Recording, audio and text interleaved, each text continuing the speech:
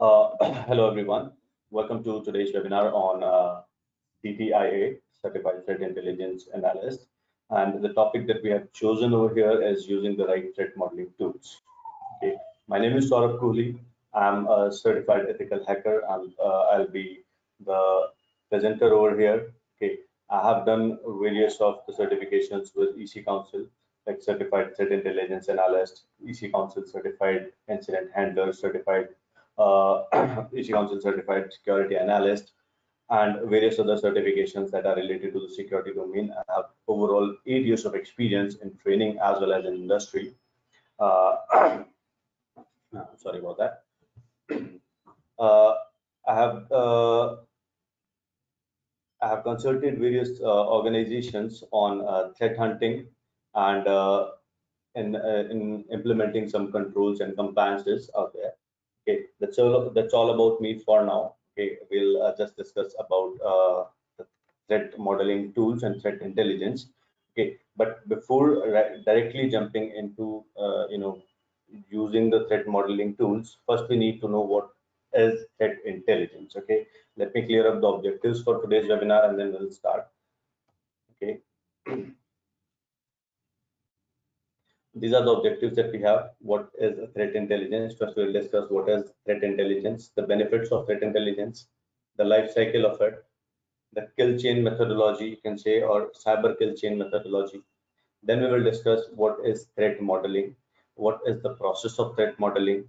We have some methodologies. We will discuss some of the methodologies, why are they there. Okay. Then we will discuss about the tools, the threat modeling tools. There are some tools that we are going to use in the real time. Okay, and I will show you one tool and how to perform threat modeling using that tool. All right, so first we'll start with threat intelligence, cyber threat intelligence or intelligence.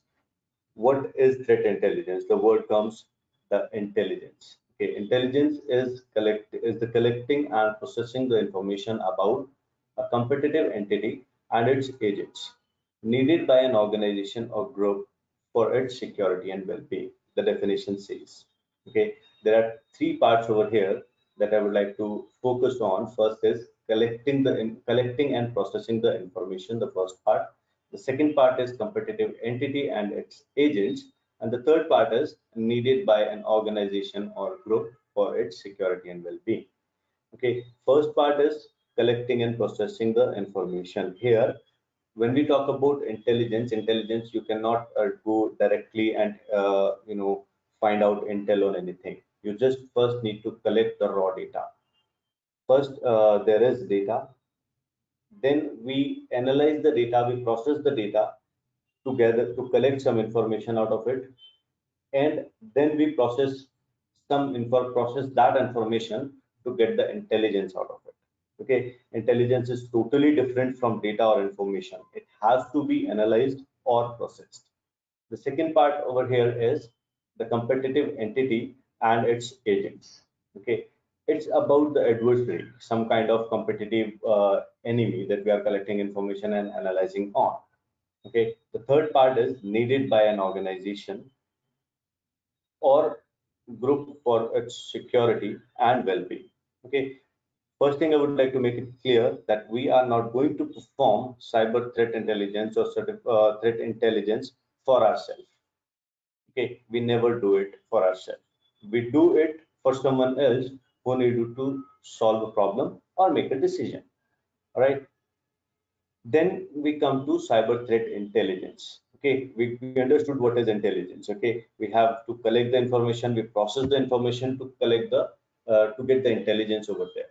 Okay, about the competitive entity, about the adversaries, and for the organization or the for you can say CISOs out there in the organization that will solve the problem, that will make the decision that what countermeasures should be there for the particular threats. Okay, then when we talk about cyber threat intelligence, it is the analyzed information about the hostile intent, capability, and opportunity of an adversary that satisfies the requirement. Okay, threat, if you want to go for threat intelligence, you need to take three components with you, okay, to understand the adversary. Okay, first thing is intent, that what are the intentions of the attacker or the adversary. Then comes the capability. If the attacker is capable of performing the attack, then comes the opportunity. What are the weaknesses out there? Okay, let me take the example. Let's say I have the capability of performing a ransomware attack on, let's say, AWS servers. Okay, I have the capability of it. I know the terms and condition of a ransomware attack, and I know how to perform it. I can do that. That's my capability. Now, I don't have the intent or intentions to do that. So I'm not really a threat. If I have the intentions for that, if I really need to perform the attack, perform the ransomware attack on the AWS servers, then I would need the opportunity. The opportunity will be the vulnerabilities out there. All right. So we need to take all these components all together to understand the threat, to understand the tactics, techniques, and procedures of the adversaries out there. Get it? So this is what cyber threat intelligence is. Okay. Now we come to the next part, that is the benefits of threat intelligence. Why we use threat intelligence, or why we need threat intelligence. Okay. Basically, it will provide you.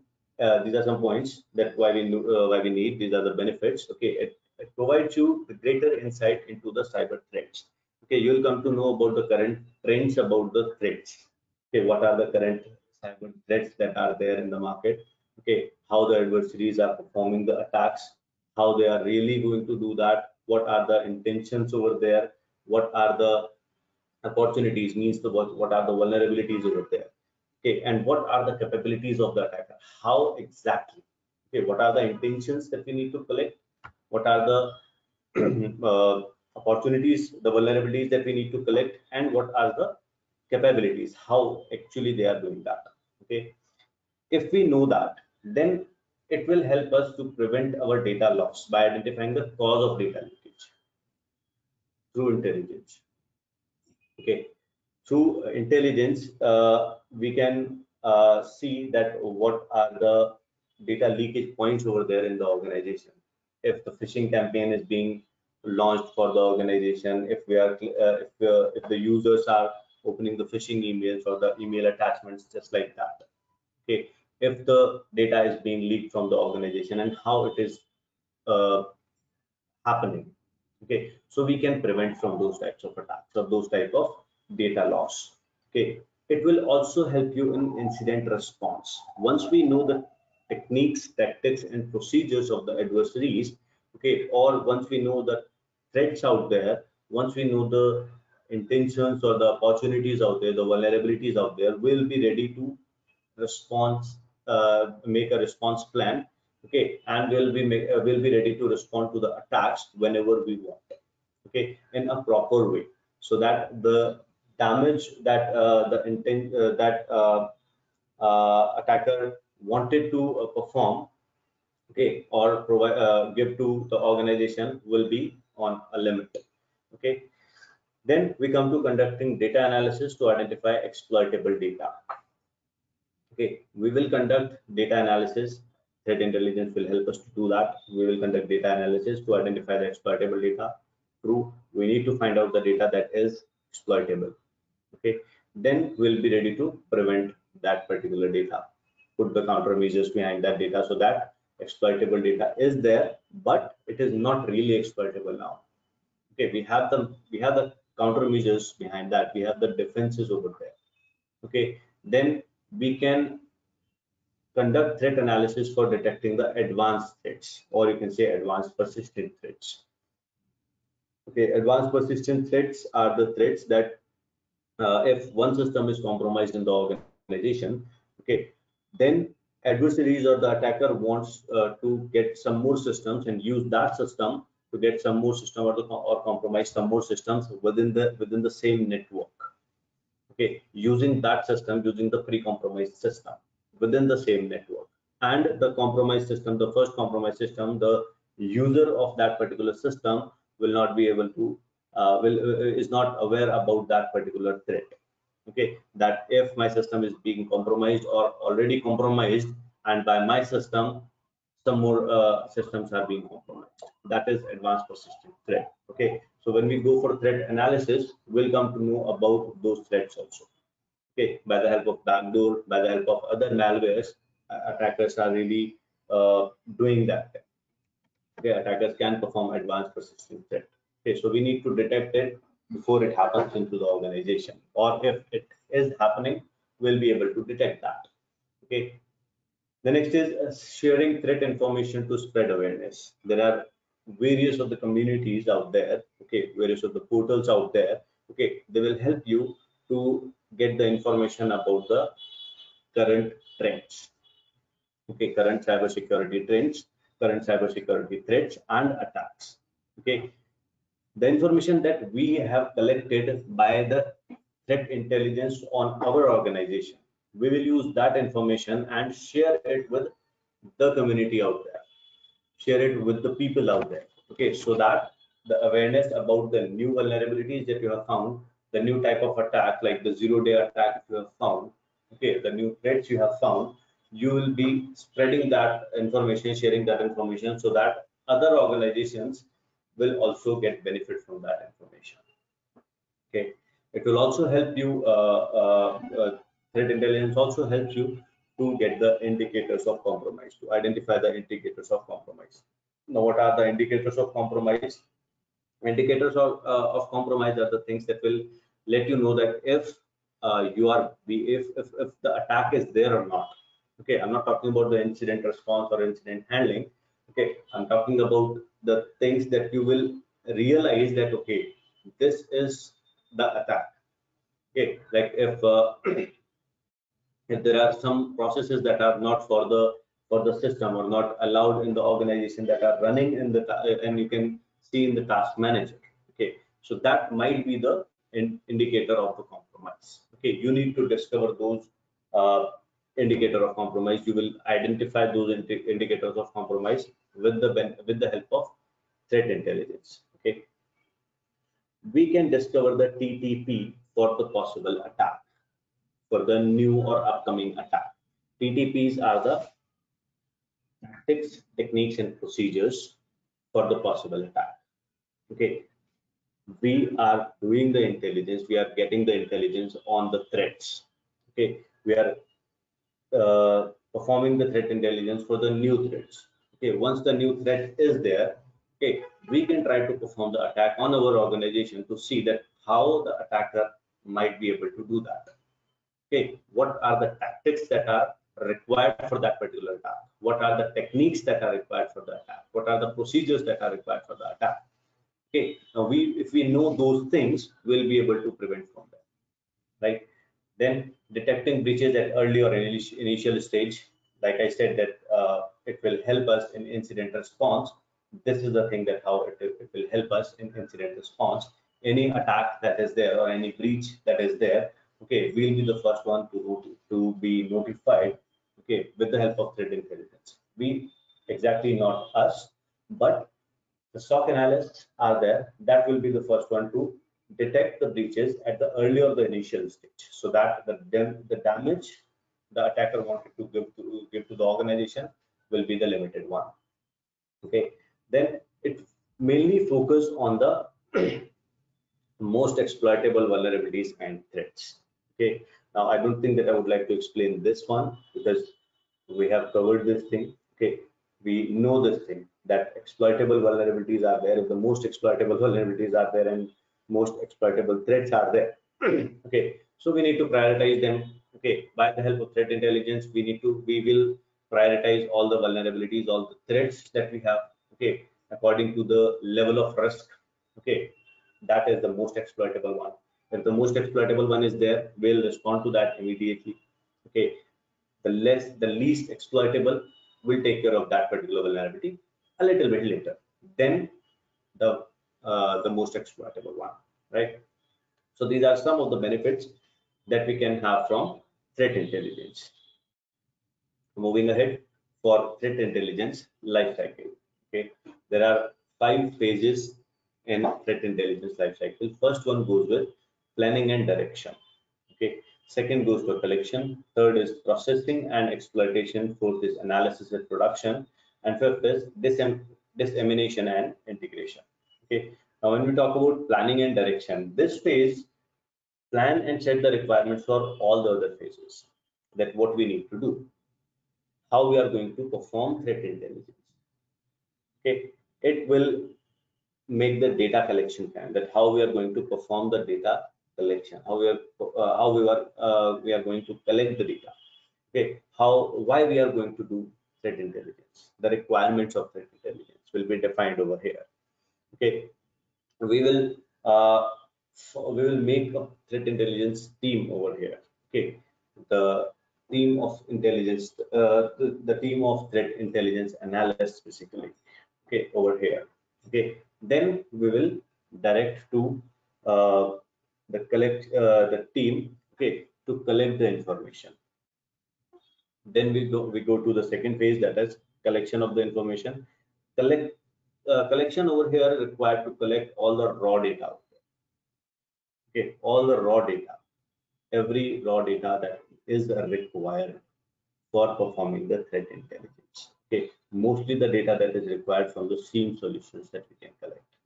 Okay, before the SIEM solutions, like SIEM solution will collect the raw data. Okay, then they process the data for further analysis.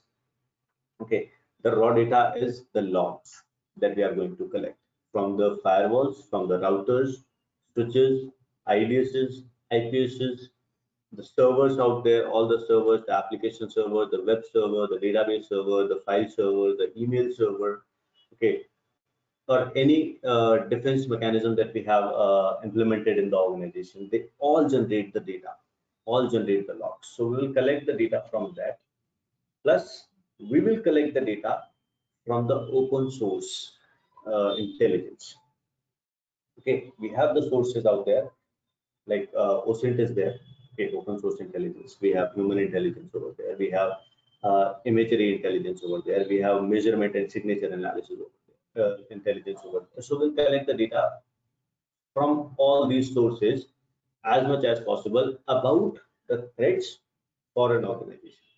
Okay, and here we are collecting two types of data. First is the data that is generated by the organization itself, by the defense mechanism, to the defense tools or the controls. Second data that we are going to collect is about the new threats, about all the threats, about the intentions of the attack, about the vulnerabilities, you can say. Okay, like what are the new vulnerabilities out there? Okay, or what are the vulnerabilities on our organization? We need to collect all the information.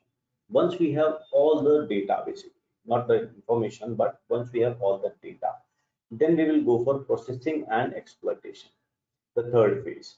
In this phase, we process the raw data for exploitation, convert the processed data into usable format for data analysis. SIEM tools, SIEM solutions will help you with this, to convert the data from different sources into one format.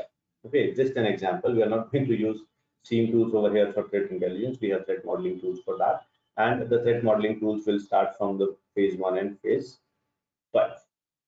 Okay, then we go for the fourth phase, that is analysis and production. Okay, we combine information from phase 3 into single entity. Okay, or you can say a single format. We include the facts, findings, and forecast over there. Okay, now when we talk about analysis, it should be objective based, it should be timely, it should be accurate, and it should be actionable. Okay, we analyze the information. Okay, and we determine the potential threats to the organization. Okay, or we identify the potential threats to the organization in this phase. Okay, that will further help in developing the countermeasures or the appropriate countermeasures to respond to the identified threats. Then we come to the fifth phase over here of threat intelligence lifecycle, that is dissemination and integration. And here we deliver the intelligence to the intended consumers at the deployment. Like I said, that we do not perform threat intelligence for ourselves. We do not do it for ourselves. We are doing it for someone else to solve the problem. Okay, that someone else might be our organization, will be our organization, the CISOs out there, the consumers. Okay, they will see the intelligence, they will get the intelligence, they will go through the intelligence, and then they will decide that what controls should be implemented in the organization. Okay, based on the intelligence that you have provided. What are the threats? What are the vulnerabilities? What are the levels of threats? How the attacks can be performed? What are the opportunities? What are the intentions? Based on those things, okay, the teams out there, okay, we have SOC analysts over there, we have security testing team over there, we have CISOs out there. Okay, they will help us to, they will use this intelligence and incorporate appropriate countermeasures for to respond to the identified threats out there. Correct? Okay. Next, we come to the cyber kill chain methodology. Okay. This is a component of intelligence-driven defense for identification and prevention of malicious intrusion activities. Okay. It will provide you a greater insight into attack phases, which will help the analysts to understand the adversary's tactics, techniques, and procedures before they perform the attack. Okay, we need to understand the point of view of the attacker, that how they are performing the attack, what basically they are doing to perform the attack. Okay, to understand their techniques, their tactics, and their procedures. Right. So this is the thing that will help you to do that. Okay, cyber kill chain methodology. The first phase here is, or first stage you can say, is reconnaissance. Okay, here attacker tries to gather the information about the target as much as possible. Okay, from the publicly available resources, from the sources that are there. Okay, from the information, any information that is there about the organization will be required by them. Okay, so the attacker will find out the information. Okay, this information will help the attacker to find out the weak points before the actual attack starts. Okay, just the weaknesses. Till that point of time, attacker is in the reconnaissance phase, gathering the information to find out the vulnerabilities, to find out the weaknesses out there. Okay, attacker gathers the information about the target organization by you can say searching the internet, searching the through social networking websites, or the publicly available information like OSINT can be performed over here. Okay, then attacker can perform social engineering to collect the information, to gather the information. Okay, attacker will know that, okay, what websites the users, the target organization's employees are mostly visiting. Okay, they monitor the website of the organization. Okay, for any type of change or any type of new thing that is included in the organization. Okay, they perform WHOIS, they perform DNS footprinting, they perform network footprinting to gather as much information as I said over here. Okay, just to collect the information. With that information, they will analyze that information and try to find out the weaknesses over there. Once the weaknesses are identified, okay, in the first phase, then it will go to the second phase. Okay, now based on the analysis of the information that was collected in reconnaissance phase, okay, in the weaponization phase, adversaries or the attackers will try to create, or you can say identify. First, they will identify that if the if the exploits or the payloads that are already there or the malwares that are already there can be used or not. If not, then they will create their own, the new one. Okay. Once the new one are created, okay, well, basically in weaponization, what the attacker is trying to do, attacker is trying to generate the getting ready, getting the weapons ready basically over here. Okay, so that now we are getting ready to perform the exploit. Okay, we identify the appropriate malware payloads based on the analysis, as I said. Okay, the attacker will create the malicious malicious payloads or the malwares out there. If the malwares are not there, if the previous malwares are not used, so these new one will be created, okay, in order to use them, okay, based on the identified vulnerabilities. Okay, then in the third phase will be into the delivery phase. In the delivery phase, the weapon that we have created over here in the weaponization phase, we will deliver that weapon to the target organization or the systems of the target organization or the employees of the target organization, basically the victims. Okay, attacker will send it to the victim, to the intended victim. Okay, now sending the malware, sending the malicious application or malicious code out there. Okay, there might be some of the countermeasures, some of the defenses out there. The organization might have implemented. Okay, so what you need to do, what the attacker will do over here, attacker will try to send with some other techniques. Some techniques like via email attachment, malicious links, website, okay, vulnerable web applications, USB drives, okay, media dropping, or with the help of social engineering, we have to do that. We can send the phishing emails out there. We can distribute the USB drives to the employees of the organization, okay, that contains the malicious payload out there. Okay, we can perform the watering hole attack over there to deliver our payloads out there. Okay, then and this information, this delivery phase will also help us, okay, to know that what are the countermeasures over there. Okay, what is the effectiveness of the countermeasure out there? Okay, based on the exploits that we have sent over there, or the payloads or the malicious applications that we have sent over there. All right. Then we come to the exploitation phase.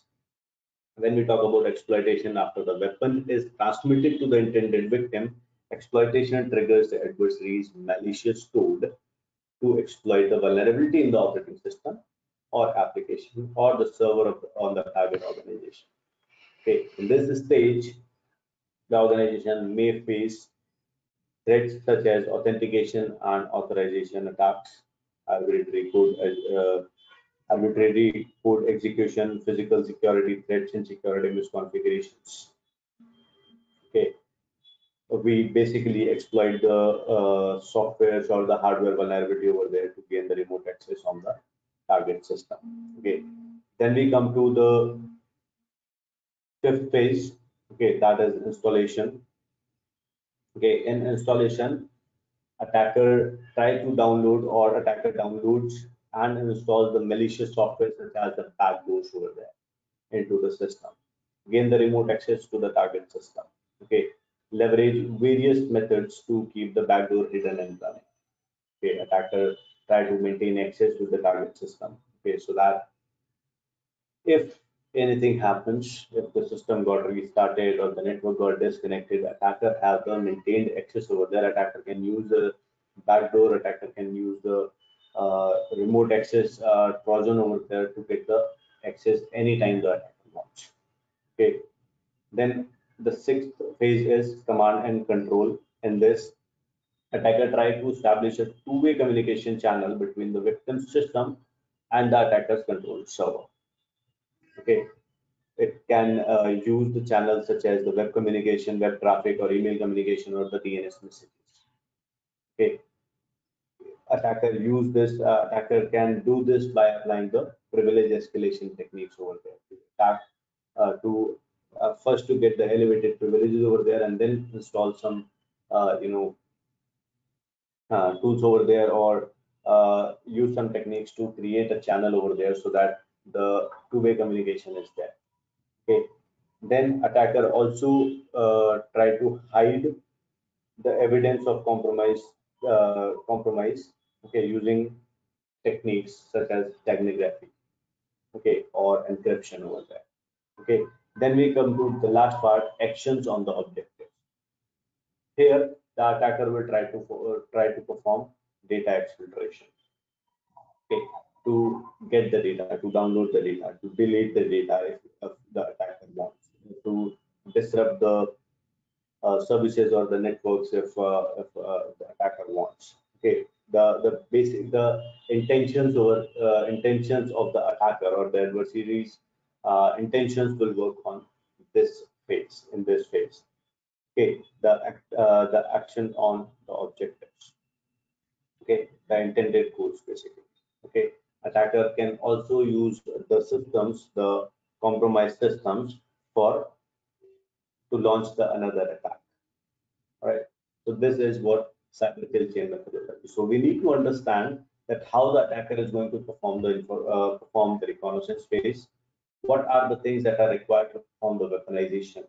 What are the things that are going to be there for the delivery phase of the kill chain methodology? What the attacker will use? How the attacker can, you know, deliver the malicious application or the payload from its machines to the victim. Okay, what are the techniques that the attacker is going to use? Okay, in exploitation, we'll know that what software, what vulnerabilities will be exploited, and how they are going to be exploited. Okay, and installation will come to know that what are the new malicious codes that are being downloaded. Okay, from the previous malware. Okay, what are the backdoors out there? How many backdoors? How many types of backdoors are there? Okay, name of the backdoors. How many rootkits are there? Okay, are they really there for our systems or not, or in our systems or not? Okay, or can they reach our system? Okay, we need to know that. Okay, command and control, we need to see that which systems we are, communicating with, which servers our systems are communicating with. Okay, if those are the systems that are the allowed systems from the organization, or the systems that are not allowed in the organization and still being, uh, still making the communication. Like if, let me take the example, a system is not, our system is sending, one system of the organization is sending plenty of data to one server that is uh, outside the organization, but the system was intended to be inside the organization only, not allowed to contact with the other systems that are outside the network. Okay, so if that is there, it might be using the command and control center. There is one backdoor installed, or there might be a botnet installed. Okay, that is sending the information from, or sending the data from that particular machine to the external server. Okay, so we need to see that if that is there or not. Okay, then action on objectives, what basically attacker wanted to do, and if the attacker have achieved it or not. Okay, we need to know the intentions, right? So these are the intentions over here. Like attacker can delete the data, attacker can disrupt the normal course of business. Okay, disrupt the network, disrupt the services. Attacker can exfiltrate the uh, your confidential information, and steal your confidential information. So these are the things that we need to know. Okay, once we know these things, we can try to perform these things for our organization within our organization. Okay, that is the intelligence that we are going to collect with the help of cyber kill chain methodology. Okay, then we come to the next part. The most important one is the threat modeling. That what is threat modeling and why we have to do that. Okay. When we talk about threat modeling is a systematic procedural method for identifying and analyzing threats and ranking them according to their maliciousness risk. Okay, it allows the analyst to understand the threat actor's profile and methodology, which enables the analyst to create efficient countermeasures against such threats.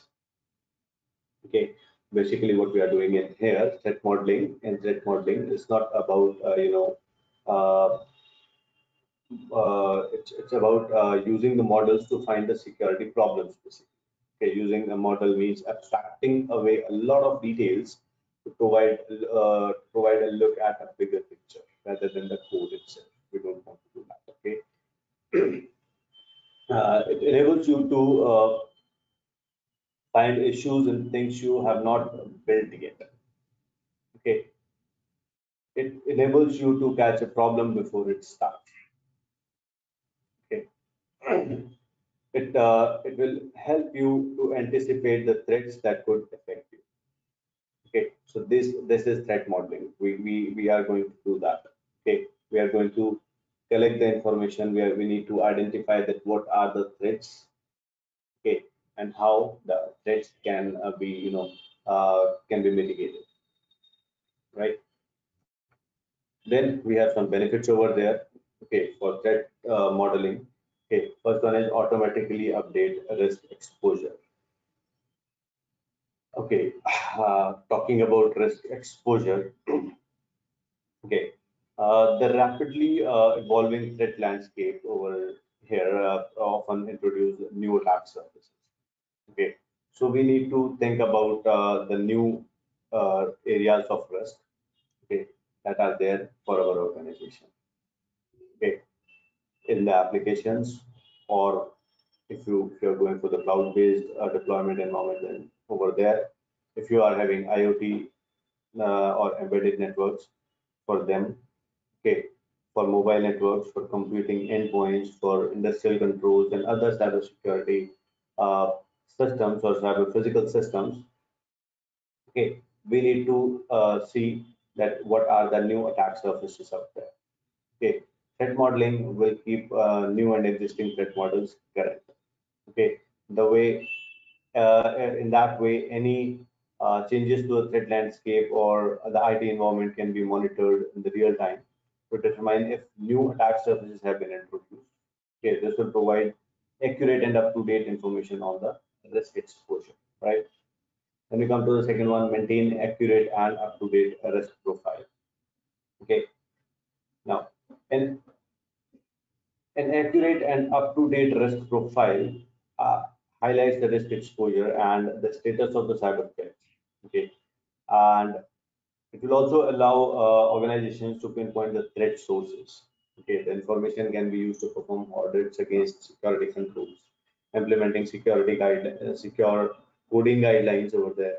Okay, it also be beneficial with the acquisition and mergers and the third-party vendor reviews over there. Okay, to more rapidly collect the risk information, the critical risk information, and deliver the consistency, precision, and thoroughness over there. All right. Then it will reduce the attack surface and promote consistent security policy enterprise-wide. Okay, having a comprehensive repository for threat data that classifies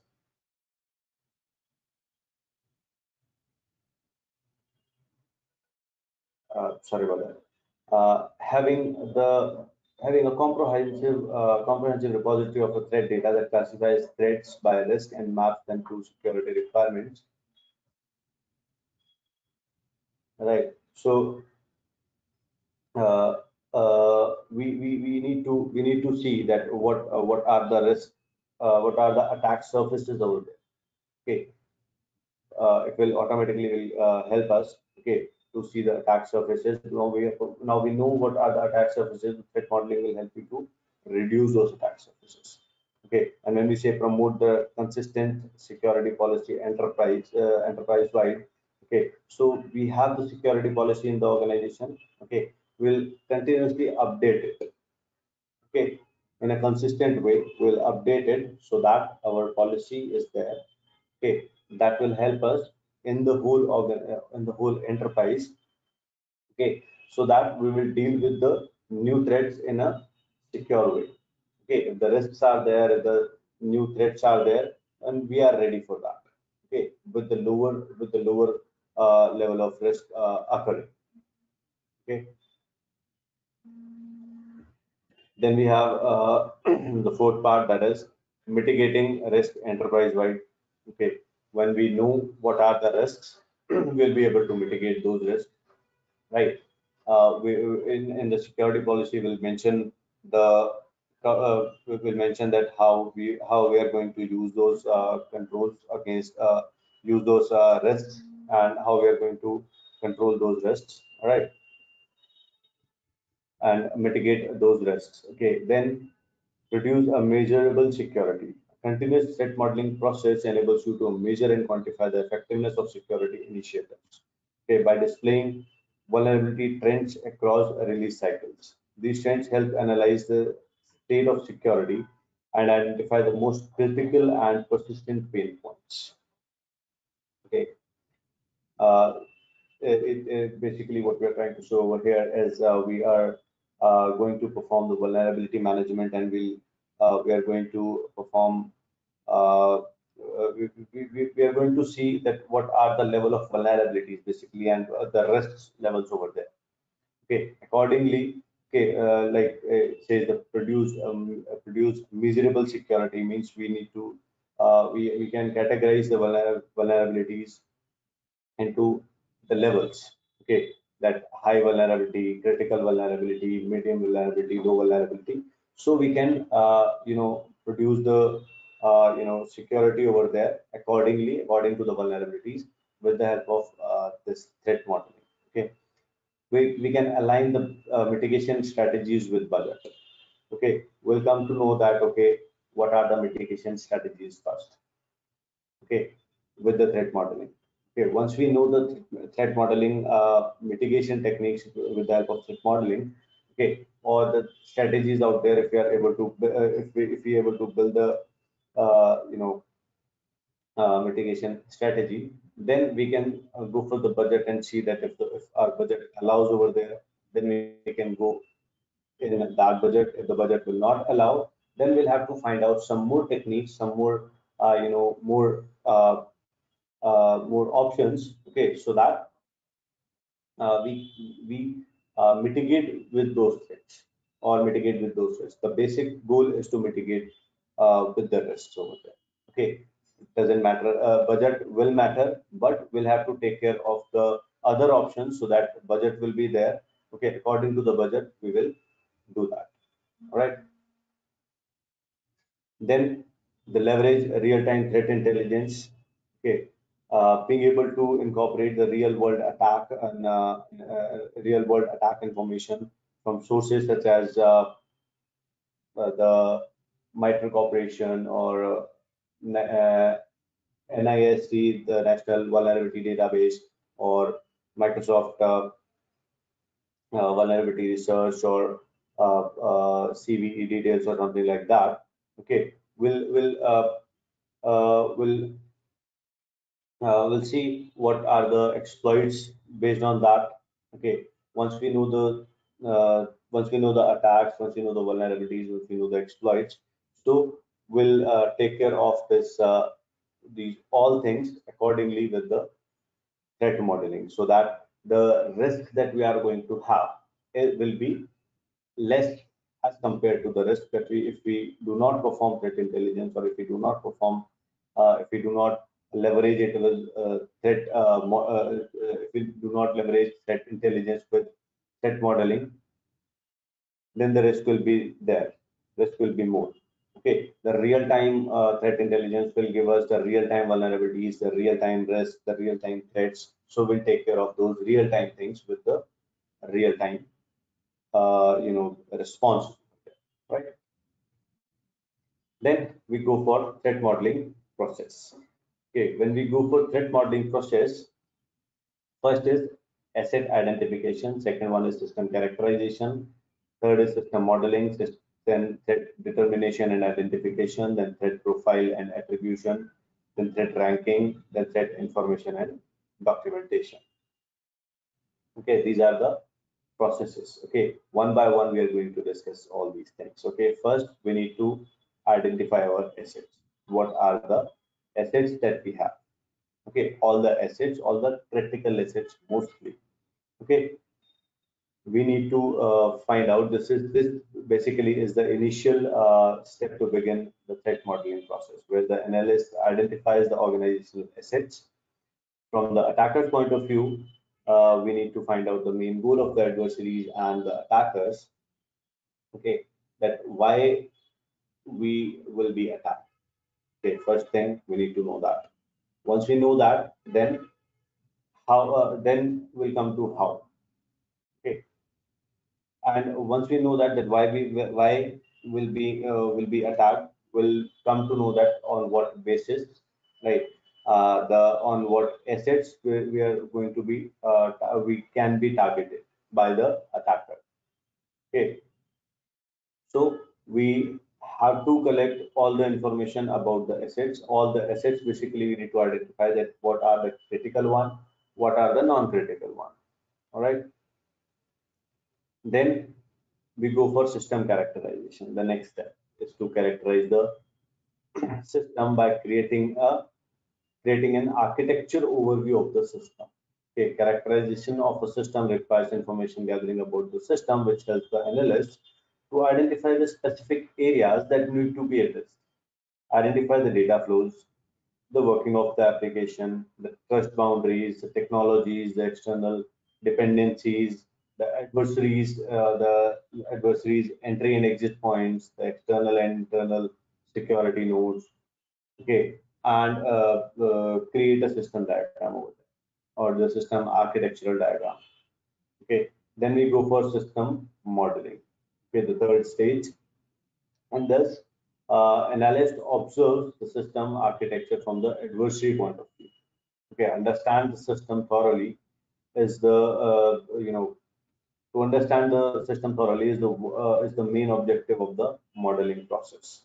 Okay, this can be performed by decomposing the architecture, where the modules of the system architecture are disintegrated into basic modules, okay, based on the traditional areas of the vulnerabilities in order to create security profiles. Okay, these security profiles reveal the designs, implementation, and deployment configuration of the architecture. Okay, we can go for there are several types of modeling over there. We can two types of modeling is there basically. Okay, we can go for data flow diagrams, that how the data flows from one point to another. Okay, we can go for process flow diagrams, that how the processor works over there, how the processes are working over there. Okay, we need to find out these things. We need to determine these things over there. We need to model these things. We need to create the diagrams based on that. Okay, how the data is moving from one system to another. Okay, what is the data moving from one system to another? What is the response? What is the request? Okay, and when we talk about process flow diagram, we will see what are the processes that are running and how they are working. Okay, then we go for threat determination and identification. Okay, when we talk about threat determination and identification, after the modeling of the system, okay, the analyst has to determine the and identify the threats based on the vulnerabilities and the weaknesses that exist in the system. Okay, we need to find out the vulnerabilities and the weaknesses over there. Once we identify the vulnerabilities, we will identify the threats. Okay, we will identify the threats by implementing various threat identification techniques.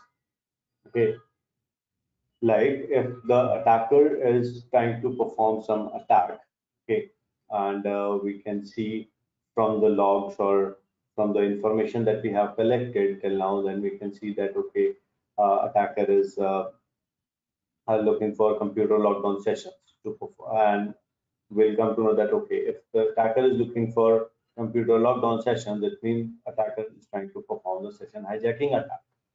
Okay, if the attacker is looking for the browser cache, okay, means the attacker is trying to retrieve the user credentials. If the attacker is looking for failed data validation, it means the attacker is trying to perform the SQL injection attack. Okay, so we need to determine and identify the threat over there like this. Okay, then we go for threat profile and attribution. When we go for threat profile and attribution, here we need to create a profile of the threat actor or the adversary basically, or the attack. Okay, their technological details, that what how they are going to do that or how they are trying to do that. Okay, their goals and motives. Okay, and that will be resourceful, that will be helpful over here, okay, to build a strong countermeasure for us. Okay, there are some attributes that we can, include over here, like the intent of the attacker, okay, the motive of the attacker, the capability of the attacker, okay, the target details, okay, the description of the threat, that what kind of threat it is, okay, the objective of the target, of the attacker, okay, that what the attacker wants to do, right, the key objective, right, that if the attacker wants to steal the credit card information or delete the data over there, okay, or if the attacker wants to, disrupt the business operations, or if the attacker wants to steal the email credentials or something like that. Okay? These are the things that we can go for in threat profile and attribution. Then we come to threat ranking, the second last part. Okay, sixth part. Okay, in threat ranking, we rank the threats that are identified based on the level of risk a particular threat can pose to the assets. Okay, like high, medium, and low, something like this. Okay, so the maximum damage will be on high, the lower damage, the least damage will be on the less, with the less priority. Okay, okay. So we will prepare the countermeasures accordingly, according to the threat rank. Okay, then we'll go for threat information documentation. In this, we need to document each and everything that we have extracted till the last phase according to the organization. Okay, in the documentation information, it may include the attributes like threat target, the risk involved, the attack methodologies, the risk levels, and sometimes the mitigation techniques also. Okay, so these are the processes of threat modeling. All right. Now we have some methods for threat modeling. Okay, the first one is we have is STRIDE: spoofing, tampering, repudiation, information disclosure, denial of service, elevation of privileges. Okay, STRIDE stands for this. Okay, methodology is there. Okay, to perform threat modeling. Okay, there is a tool named as Microsoft Threat Modeling Tool that is based on STRIDE. Okay, it helps identifying the relevant mitigation techniques. Okay, it is the most mature method. Okay, and it is very easy to use, but it is a little bit time consuming. Okay, the second one we have is PASTA. Okay, process for attack simulation and threat analysis. Okay, the same way Stride does, it also helps in finding out the or identifying the relevant mitigation techniques. Okay, it directly contributes to the risk management. Okay, it allows the collaboration among the stakeholders over there. Okay, there are built-in prioritization of threat mitigation over there, and the documentation over here is very good. Okay, then the third one is we have TRIKE. TRIKE is a risk-based approach with unique implementation and risk modeling process. Okay, it is the open source threat modeling methodology. It follows the risk management approach directly. Okay, it also helps in identifying the relevant mitigation techniques. Okay, direct contribution to risk management is there. Okay, with this one. Okay, it also have built-in prioritization for threat mitigation. Okay, it includes some automated components within it. Okay, and but the one drawback I can say, or one disadvantage of using this, is we have very little documentation available with this. Okay, then we have VAST. Okay, visual, agile, and simple threat modeling. Okay, methodology. Okay, all the things that are there with the earlier ones, like helping in identifying the relevant mitigation techniques is there, risk management approach is there, uh, design the difference between all these and visual agile simple threat modeling is it is designed to be scalable. Okay, if you can consider it scope creeping over there. Okay, there's there's a term scope creeping. Okay, where we have a scope, defined scope, that what we need to do. Okay, and when we talk about scope creeping, if anything changes within the scope based on the requirements of the person who defined the scope itself. Okay, if anything changes, okay, that becomes a scope creeping. Okay, when we talk about agile method over here, or vast visual agile and simple threat modeling.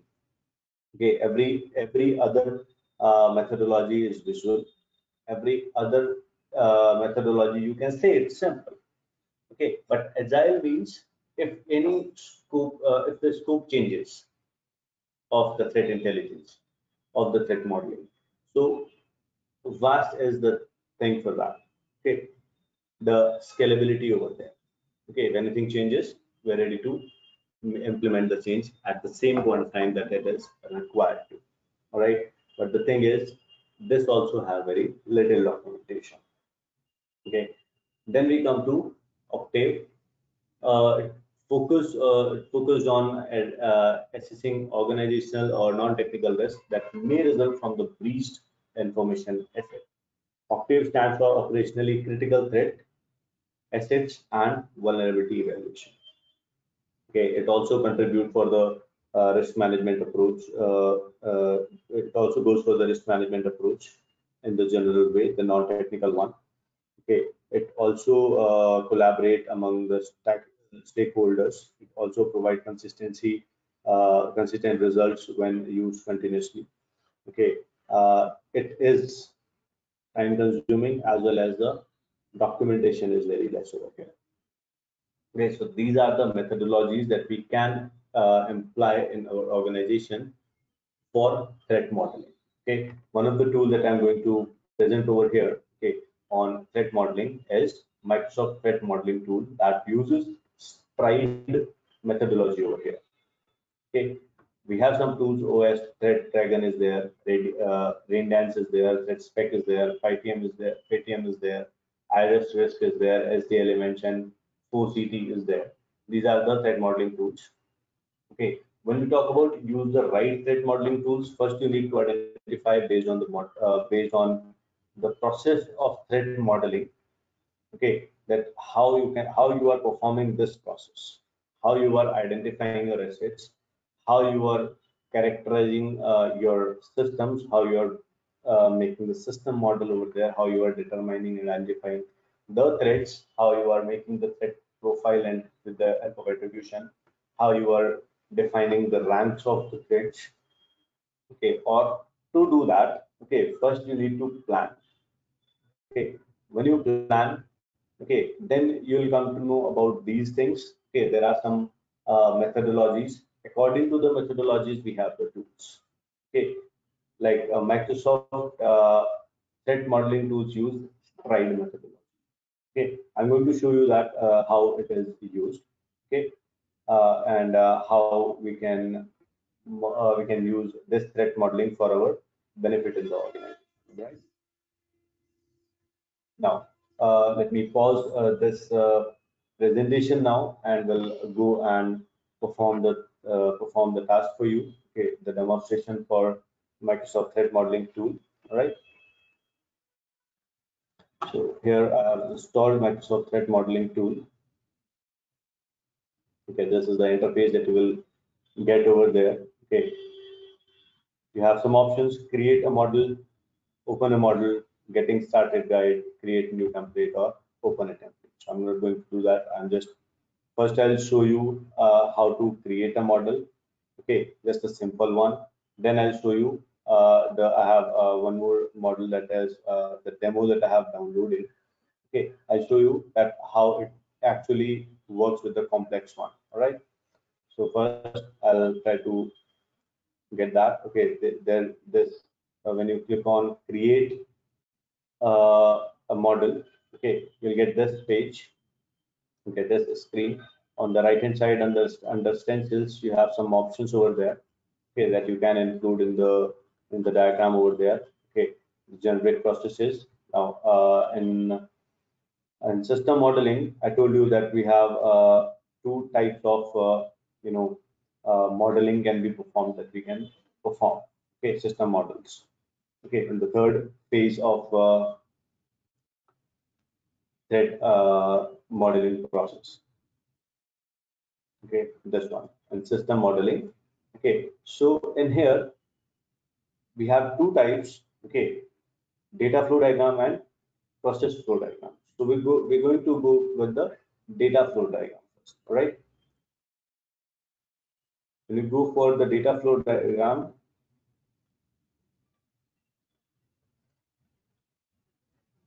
okay, we need to use first this.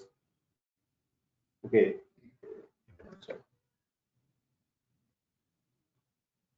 We go for generic data store. Okay, we go for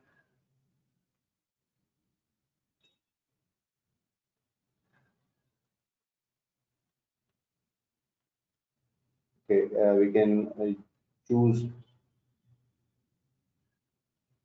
HTML local storage over here. Okay, HTML file local storage. Let's say this is the website that you have. Okay, you can also use external web application. You can also use external web service. Okay, anything you would like to go for. Okay, okay, I'll use all these three. Okay, then I'll use a human user over here. Okay, to show you that what are the requests, how the requests will go from one point to another. Okay, then we go for HTTP request. Okay, from here. Okay, one point is to connect with this, just like this, and another point is to connect with this one. Okay, that will be the HTTP request from human user to web service. Okay, we can include all of them. Okay, HTTP request from the external web service to external web application. One more can be there. This one. Okay, to the local storage. Or if I remove this, I will include the SQL database over here. Okay, let me remove this one and include the SQL database and join this. Okay, so human user made a request on the web service for the application, and the application connects to the SQL database. Then again, this will be the response from the SQL database to the web application, the response from web application to web service, the response from web service to human user. Okay, so this is the data flow model. Okay, we have the response request, and we have the request, and we have the response. Okay, so now what we can do, we can okay, this is basically what the threat model is. Okay, I will go for file and thread model information. First, we need to write what is the thread model name. Let's say it is the new one, new thread model. Okay, owner. Let's say my name is Saurabh. Saurabh is the owner. Contribution is, let's say, PC Council. Okay, reviewer is management. Okay, high level system description. Okay, now this is a sample model. Okay, assumptions. No assumptions. Okay, no external dependencies, so not applicable. Okay, and go for this and go to the create full report. Okay, now thread properties to include in the report. We don't have any thread properties yet over here. Okay, so we go and close this one. We try to go for the properties, custom attribute. You can edit over here that what are the properties over here. If this is vulnerable or not, you can add over here.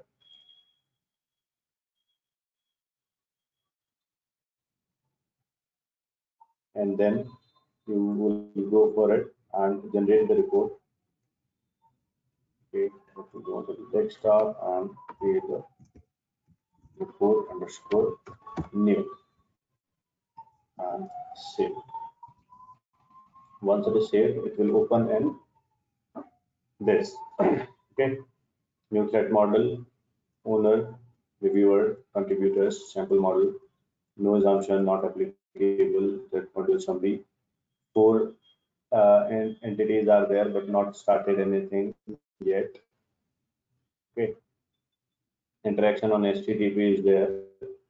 Okay, spoofing of source data, data store SQL database, not started, priority is high.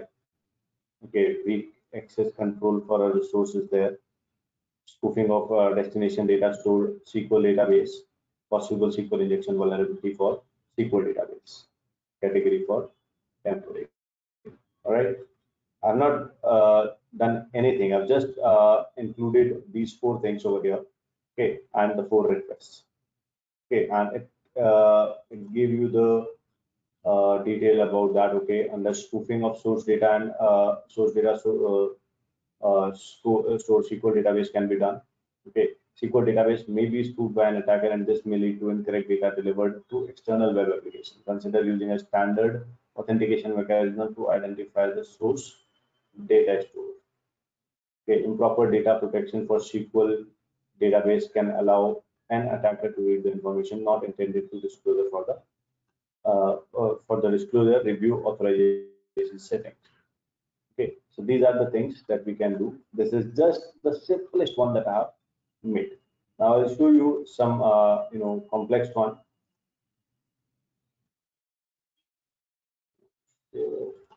This one. Okay, we go for external access.